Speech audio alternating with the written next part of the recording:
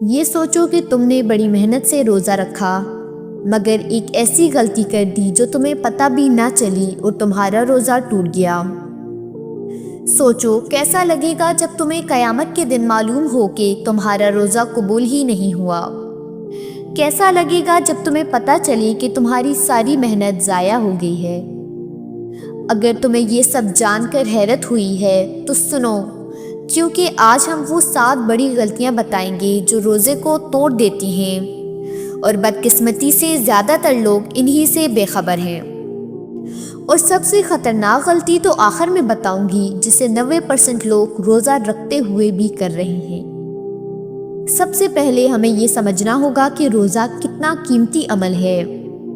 نبی کریم صلی اللہ علیہ وآلہ وسلم نے فرمایا، جس نے ایمان اور احتساب کے ساتھ رمضان کے روزے رکھے اس کے پچھلے گناہ معاف کر دیے جاتے ہیں۔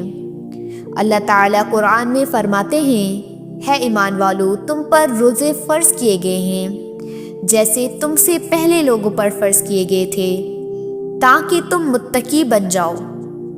یہ عبادت ہمارے لیے ایک نعمت ہے، لیکن اگر ہم نادانی میں ایسی غلطیاں کریں جو اسلام میں منع ہیں تو یہ قیمتی روزہ ضائع ہو سکتا ہے۔ آئیے ان غلطیوں کو تفصیل سے سمجھتے ہیں۔ پہلی بڑی غلطی روزے کی حالت میں جان بوجھ کر کھانا یا پینا ہے۔ یہ سب سے عام اور سب سے واضح غلطی ہے۔ نبی کریم صلی اللہ علیہ وآلہ وسلم نے فرمایا، جس نے روزے کی حالت میں جان بوجھ کر کھایا یا پیا اس کا روزہ ٹوٹ گیا اور اس پر قضا لازم ہو گئی۔ البتہ اگر کوئی بھول کر کھا یا پی لے تو اس کا روزہ برقرار رہے گا۔ نبی صلی اللہ علیہ وآلہ وسلم نے فرمایا، اگر کوئی روزے کی حالت میں بھول کر کھا پی لے تو وہ اپنا روزہ مکمل کرے، کیونکہ یہ اللہ کی طرف سے رزق ہے۔ لیکن اگر کسی نے یہ سوچ کر کھا لیا کہ شاید مغرب ہو چکی ہے اور بعد میں پتہ چلے کہ ابھی وقت باقی تھا تو اس کا روزہ ٹوٹ جائے گا۔ دوسری بڑی غلطی جھوٹ بولنا، غیبت کرنا اور گالم گلوچ کرنا ہے۔ بہت سے لوگ سمجھتے ہیں کہ روزہ صرف کھانے پینے سے بچنے کا نام ہے، لیکن ایسا نہیں ہے۔ جھوٹ، غیبت اور بد کلامی روزے کے اجر کو ضائع کر دیتی ہے۔ نبی کریم صلی اللہ علیہ وآلہ وسلم نے فرمایا، جو شخص جھوٹ بولنا اور اس پر عمل کرنا نہ چھوڑے تو اللہ کو اس کے بھوکا پیاسا رہنے کی کوئی ضرورت نہیں۔ ایک اور حدیث میں آتا ہے، کتنے ہی روزے دار ایسے ہیں کہ انہیں روزے سے سوائے بھوک اور پیاس کے کچھ نہیں ملتا۔ اگر تم جھوٹ بول رہے ہو، غیبت کر رہے ہو یا فحش باتیں کر رہے ہو تو تمہارا روزہ اللہ کے ہاں بے اہمیت ہو سکتا ہے۔ تیسری غلطی غصہ کرنا اور لڑائی جھگڑا کرنا ہے۔ نبی کریم صلی اللہ علیہ وآلہ وسلم نے فرمایا، جب تم میں سے کوئی روزہ رکھے تو نہ فحش بات کرے اور نہ شور مچائے، اور اگر کوئی اسے گالی دے یا اس سے جھگڑا کرے تو وہ کہے، میں روزے سے ہوں، میں روزے سے ہوں۔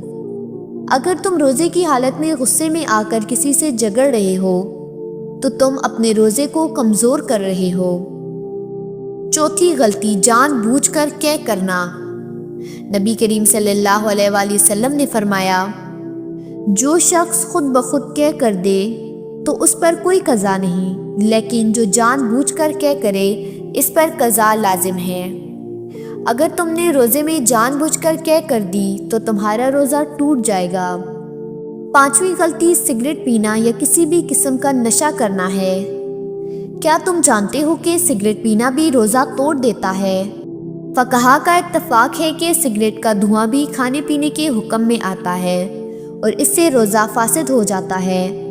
اگر کوئی شخص روزے کی حالت میں سگریٹ پی لے تو اس کا روزہ ٹوٹ جائے گا اور اس پر قضا لازم ہوگی۔ چھٹی غلطی میاں بیوی کے ناجائز تعلقات۔ نبی کریم صلی اللہ علیہ وآلہ وسلم نے فرمایا، روزے کی حالت میں میاں بیوی کے درمیان باشرت جائز نہیں، اور اگر کوئی ایسا کرے تو اس پر کفارہ لازم آئے گا۔ اگر روزے کی حالت میں کوئی میاں بیوی جسمانی تعلقات قائم کر لیتے ہیں تو اس کا روزہ فوراً ختم ہو جائے گا اور اس پر سخت کفارہ لازم ہوگا، یعنی مسلسل 2 مہینے کے روزے رکھنا یا 60 مسکینوں کو کھانا کھلانا۔ ساتویں اور سب سے خطرناک غلطی گناہ سے نہ بچنا ہے۔ یہ غلطی وہ ہے جو 90% لوگ کر رہے ہیں۔